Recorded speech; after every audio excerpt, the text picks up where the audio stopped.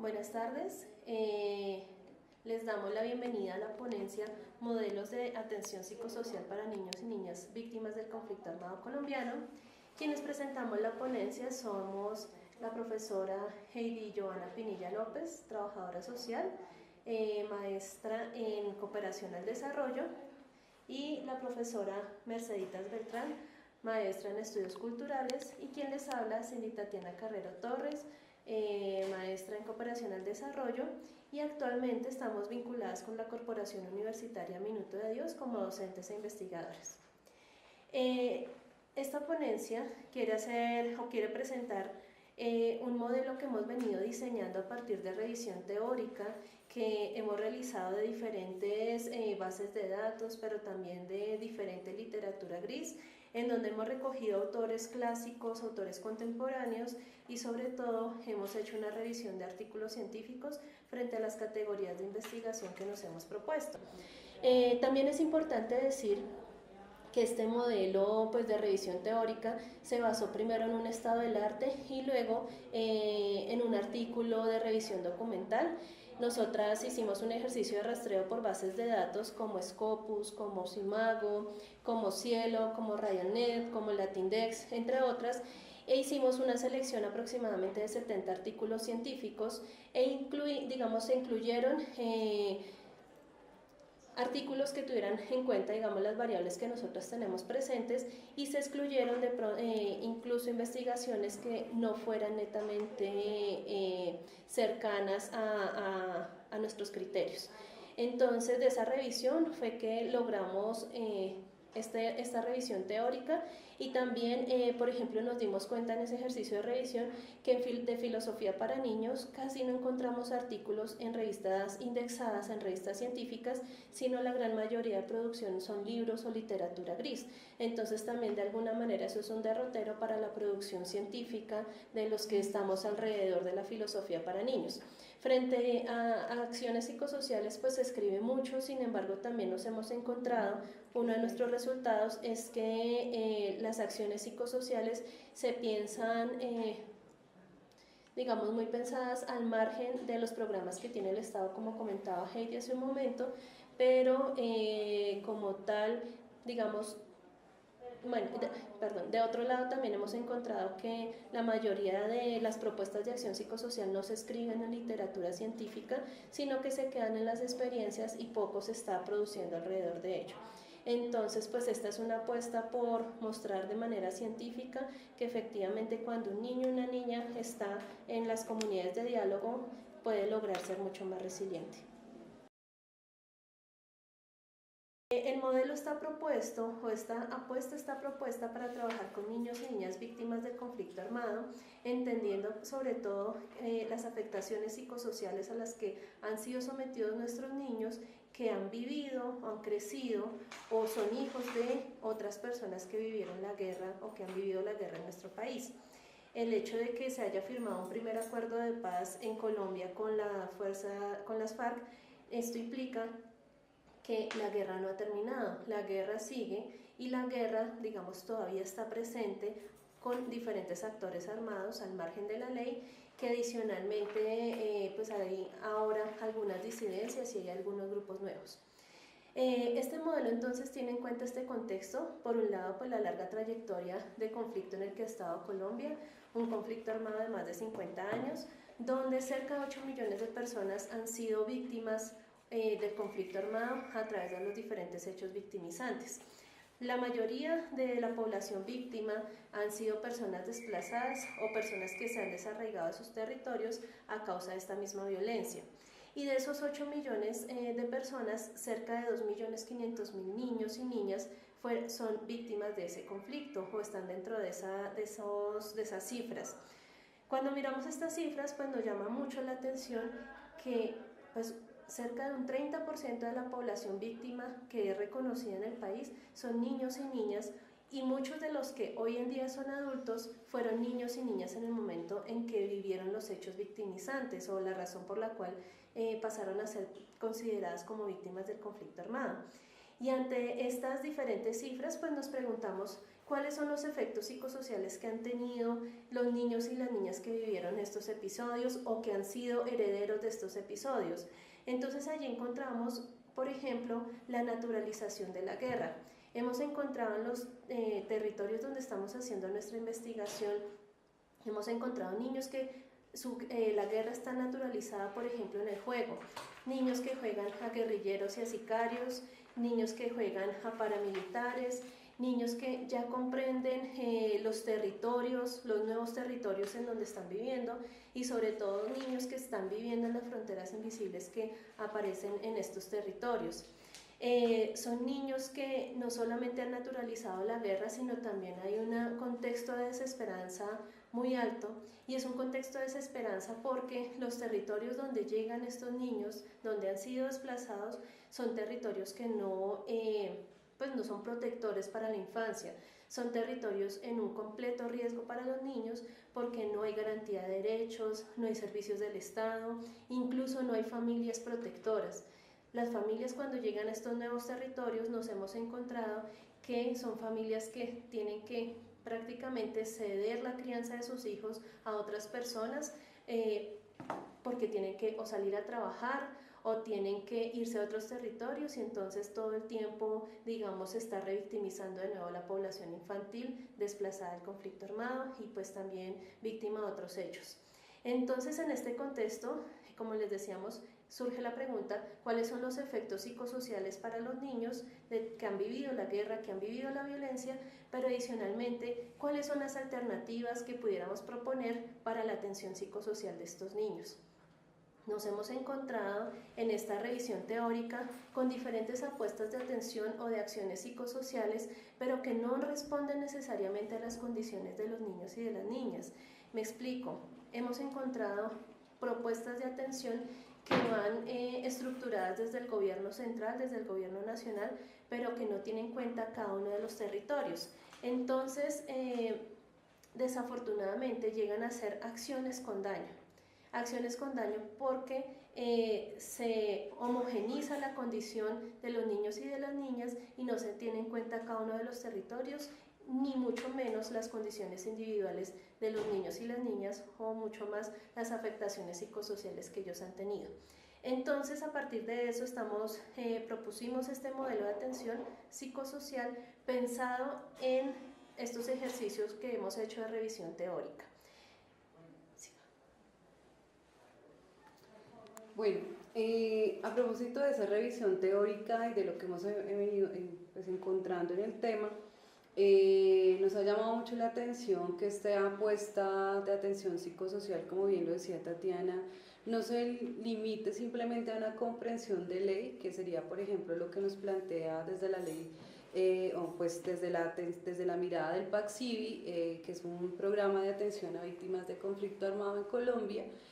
donde, por ejemplo, se plantea una serie de rutas, pero que en el momento, digamos, no atiende realmente a la población, centrada en esas características diferenciales de la población, en especial, pues, la mirada a la infancia.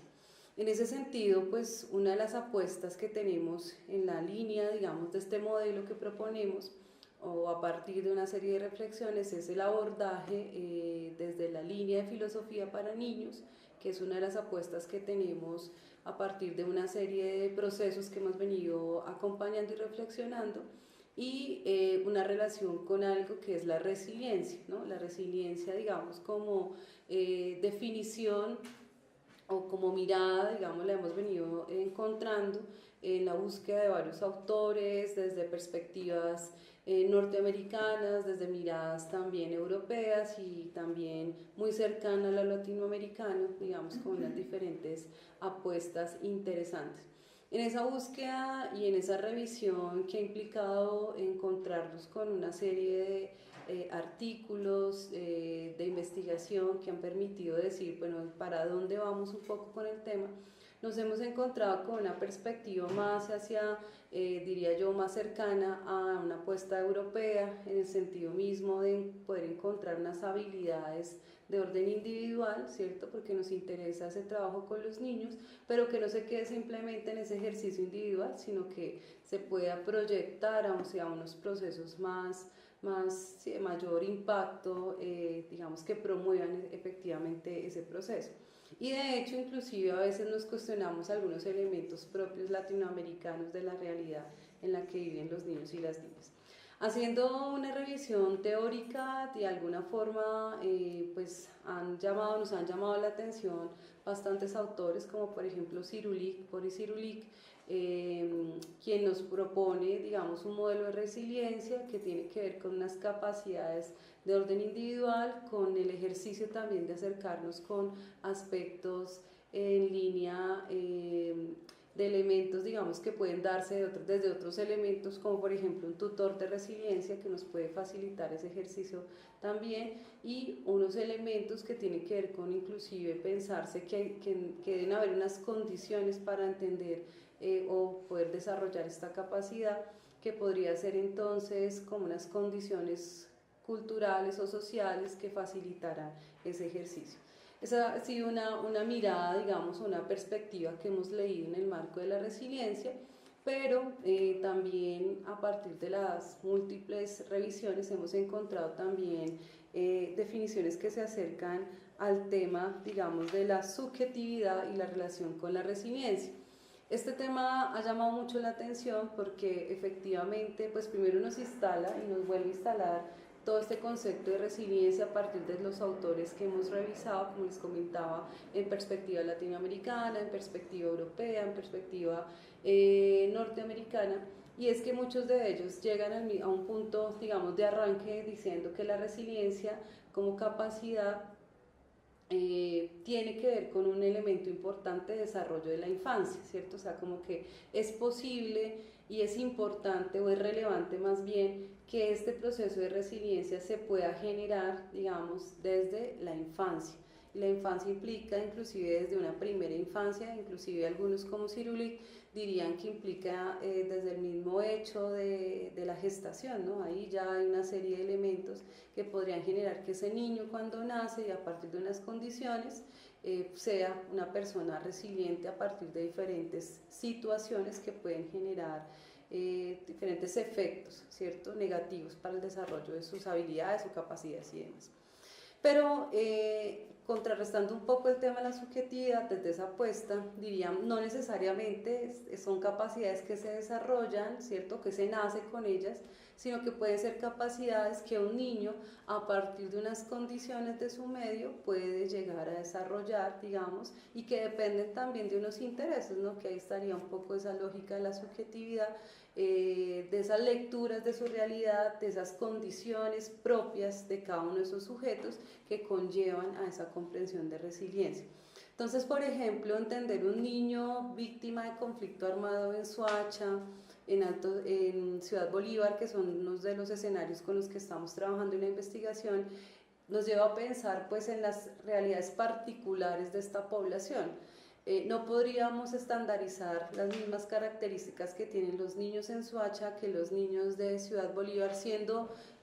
lugares territorialmente hablando muy cercanos, pero por ejemplo tenemos en la localidad de Ciudad Bolívar población que es afro, distinto a la población que vive en Altos de la Florida, que pertenece a otras características culturales. Si trajéramos nuevamente esa relación de resiliencia y subjetividad, tendríamos que entonces volver a la misma idea de cómo el niño efectivamente se acerca a esas condiciones, digamos, a esas capacidades que le permiten un desarrollo partiendo de esas condiciones propias y particulares. De dónde provienen, un primer elemento, condiciones de su familia, ¿cierto? Características específicas familiares, componentes socioculturales que le facilitan o no el desarrollo de la resiliencia, y en este sentido la capacidad en especial que ese niño tendría de poder proyectar, ¿cierto? O tener una mirada distinta, porque también la resiliencia aquí, con otro tipo de autores, tendría que ver con un componente del sentido de vida. Ese niño, ¿cierto?, con una capacidad distinta, con una posibilidad distinta, ¿hacia dónde va? ¿Cuál es su proyecto de vida? Siendo un niño, digamos, que viene de unas experiencias tan traumáticas que tienen que ver efectivamente con la guerra en Colombia, que como ustedes de pronto lo han revisado, podrán saber que son algunas experiencias muy dolorosas, traumáticas, que vive o con las que vive la población en especial. En ese mismo sentido, digamos, y entendiendo esto, como les decía hace un momento, entendemos la resiliencia en esa mirada, digamos, estábamos acercándonos a esa propuesta y sin dejar de lado, evidentemente, una relación que para nosotros es determinante, digamos, en la apuesta del modelo, y es la FPN o la filosofía para niños, y una posibilidad, digamos, en el marco de la filosofía para niños, que son las comunidades de diálogo, elemento, digamos, que es vital para la comprensión del modelo. ¿Qué queremos un poco? Como lo he venido diciendo, pues que ese escenario y las comunidades de diálogo a partir de la propuesta de filosofía para niños permitan el desarrollo de mayores o de mejores capacidades resilientes en los niños y en las niñas. Para ello entonces, y con el ánimo de comprender un poco más qué es la FPN, pues nos acompaña también la profe Merceditas para ampliar un poco más al respecto. Gracias. Bueno, digamos que la propuesta de filosofía para niños en Uniminuto surge hace más de 10 años con el trabajo de algunos colegas en el departamento de filosofía que adoptaron la propuesta desarrollada en Estados Unidos por Matthew Blindman cuando él deseaba enseñar lógica a sus estudiantes de una manera distinta, y en ese sentido entonces creó las comunidades de diálogo que a través de el desarrollo de novelas filosóficas permitía el desarrollo del pensamiento multidimensional, es decir, el pensamiento crítico, creativo y ético, y en esa medida entonces permitían los niños un interés y una motivación por los temas lógicos, pero también se salía de los estándares tradicionales del trabajo en aula. El proyecto Marfil de Uniminuto, de la sede principal, ubicado como proyecto táctico de la Facultad de Ciencias Humanas y Sociales, lo que ha pretendido es trasladar esa experiencia del aula tradicional a comunidades marginales que no han tenido la posibilidad de tener un acceso al aula regular, y en ese sentido también desnaturalizar lo que se ha creído de poblaciones migrantes, por ejemplo, de poblaciones víctimas, de poblaciones que han tenido una vulneración en sus derechos fundamentales, y entonces se ha creído que son poblaciones que no tienen capacidad para afrontar los problemas, que no tienen capacidades para tomar decisiones, incluso que no pueden pensar por sí mismos. El propósito último de las comunidades de diálogo fundamentalmente es desarrollar capacidad de pensamiento autónomo, y en ese sentido entonces el proyecto Marfil se ha movido por distintos grupos sociales en esa condición marginal, justamente para eso, para evidenciar que hay posibilidades de pensamiento allí, que hay posibilidades de toma de decisiones y que hay posibilidades también de ejercicio ético y crítico de sus realidades. En ese sentido, entonces, con esta comunidad particular de niños y niñas víctimas del conflicto armado, víctimas directas e indirectas, lo que queremos justamente es propiciar la posibilidad de desarrollar los 3 tipos de pensamiento mencionados anteriormente a través del ejercicio de comunidades de diálogo. Las comunidades de diálogo para esta apuesta tienen un diseño particular, y es que pretenden a través de el desarrollo de una apuesta dialógica, de una apuesta ética y de una apuesta crítica, permitir a futuro, después de pasar por las comunidades, desarrollar capacidades resilientes. En ese sentido, entonces, el diseño metodológico de esas comunidades, por supuesto, está fundamentado en una caracterización que se ha realizado y en un ejercicio de generación de confianza, de conocimiento de los grupos para establecer esas necesidades de reflexión filosófica. El marco a partir del cual se desarrollan y se diseñan las comunidades tiene que ver también con una propuesta de educación filosófica y de creatividad social, en donde lo que desarrollamos es un ejercicio de filosofía práctica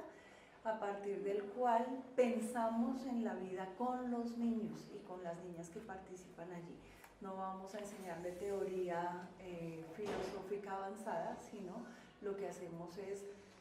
realizar preguntas filosóficas que cada vez generarán otras más, y eso hace que el pensamiento crítico vaya fluyendo.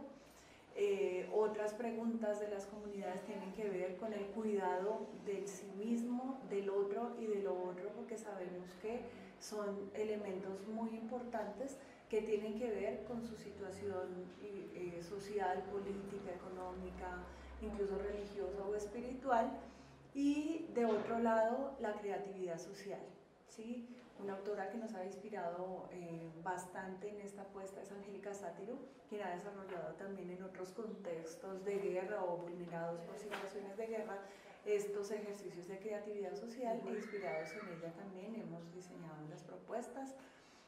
Nos hemos basado también en Walter Cohen, que ha sido también un autor muy interesante, guiador de este marco teórico, en el que propone un ejercicio educativo diferencial en donde los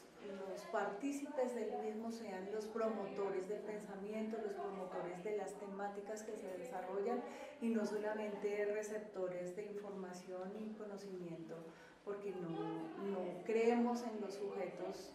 solamente en esa línea, sino personas críticas, personas reflexivas, personas que tienen otra visión del mundo, del que también tenemos que alimentarnos y aprender. En esa medida, entonces, el modelo, que ya la profesora Tatiana lo va a explicar,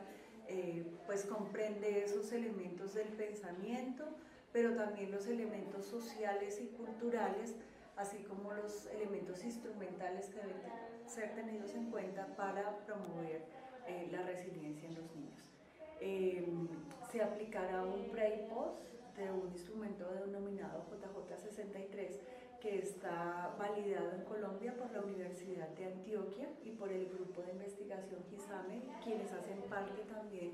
de este ejercicio investigativo y quienes han desarrollado esta validación en comunidades similares. Bueno, los resultados de nuestro proceso de revisión teórica los vamos a dividir en 3 momentos. Lo primero es, de esa revisión teórica resultan unas variables, unas categorías y unas variables para poder comprender lo que queríamos incluir en el modelo. Segundo, tuvimos en cuenta la caracterización de los niños y las niñas con los que estamos trabajando. Y tercero, procederé a explicarles el modelo. Entonces, las variables que nosotros identificamos, como lo decía la profesora Heidi hace un momento, tuvimos en cuenta las variables que diferentes autores nos hablan para comprender que un niño o una niña es resiliente. Entonces, dentro de esas variables hemos encontrado la proactividad, la adaptabilidad, la autonomía, la creatividad, la capacidad de relacionarse con otros, su capacidad para resolver problemas, confianza en el otro. Ejercicios también como la autoestima, el autoconcepto, el autocuidado, la independencia, la asertividad, la impulsividad. Todos ellos, como les decíamos, identificando pues cuáles son las variables o las condiciones, las habilidades mejor, que se pueden identificar en un niño o una niña cuando es resiliente. Todas estas pues encontradas a partir de revisión teórica de diferentes modelos de promoción de resiliencia, pero también de diferentes artículos científicos. También hemos encontrado, digamos, cruzando con lo que promueve la filosofía para niños, que es el desarrollo del pensamiento multidimensional. Entonces lo dividimos también por categorías: la categoría de pensamiento crítico, el pensamiento creativo y el pensamiento cuidadoso. Y como dimensiones encontramos, o mejor, las dividimos en 3 dimensiones, que es el yo, el otro y lo otro, un poco en la relación que, digamos, primero trabajar en el niño, en la niña, luego trabajar en su relación con el otro, y después en su relación o la práctica con el contexto. También hemos encontrado entonces como segundo punto la caracterización de los niños y de las niñas con los que estamos trabajando. Lo mencionaban las compañeras hace un momento. Trabajamos con 2 grupos de niños, uno en el barrio Altos de la Florida, en el municipio de Soacha, y el segundo grupo en el barrio El Oasis, también del municipio de Soacha, un municipio receptor de población desplazada vecino a Bogotá. En el barrio El Oasis, el 90% de los niños son afros, vienen de una zona que se llama, un departamento que queda al occidente del país, que es del Chocó. Niños que han llegado a Bogotá con sus familias después de más o menos unas 18 horas de camino y han llegado a Bogotá o alrededor de Bogotá para poder encontrar un lugar de refugio. El segundo grupo son niños del sector de Altos de la Florida. En Altos de la Florida también es un sector suburbano donde no hay servicios públicos, donde todos los niños y sus familias han sido reconocidos como víctimas y adicionalmente donde sus casas han sido construidas bajo invasión de los terrenos, por eso se considera territorio suburbano. Entonces, a partir de, como les decíamos, de la caracterización de los contextos, más lo que resultó de la revisión teórica, proponemos este modelo que lo pueden ver ahora en pantalla. Este diagrama, este relojito, tal vez seguramente no lo van a poder ver y quisimos que fuera una dimensión, no es un ejercicio circular cerrado, sino es más o menos un ejercicio un poquito en 2D, 3D, que se pudiera ver cómo se confluyen las esferas. Entonces aquí pueden ver cómo hemos ubicado cada una de las variables cruzándolas con el pensamiento crítico, creativo y cuidadoso y adicionalmente con las diferentes dimensiones. Este modelo entonces recoge 14 sesiones de trabajo a través de un medio o un pretexto para el encuentro que es la huerta. Hemos considerado recoger la experiencia de huerta no solamente a partir del Jardín de Juanita, que es una experiencia que tiene el proyecto Noria, el proyecto Noria de Filosofía para Niños, una apuesta española, sino que también hemos recogido la huerta por todo lo que representa para los niños y el origen de donde ellos son. La mayoría de nuestros niños vienen de condiciones rurales y ese encuentro de nuevo con la huerta, con la tierra, con las semillas, pues nos va a ayudar como a repensarse también ese encuentro con el nuevo territorio. Estas 14 sesiones entonces que les comento están diseñadas para que alrededor del trabajo de la huerta vamos a arrancar por la limpieza del terreno, luego terminaremos con la recogida de la siembra. Todas estas 14 sesiones están atravesadas cada una por el trabajo de 2, 3 o más variables en cada una de las sesiones. Entonces, digamos aquí lo que hemos querido mostrar con este diagrama es un poco que nuestro centro es el niño y la niña y pudiéramos decir que es una propuesta antropocéntrica porque se centra en el desarrollo de habilidades en el niño y en la niña para que así se pueda mejorar o promover una relación diferente con el otro y con su contexto que sería lo otro. Para este modelo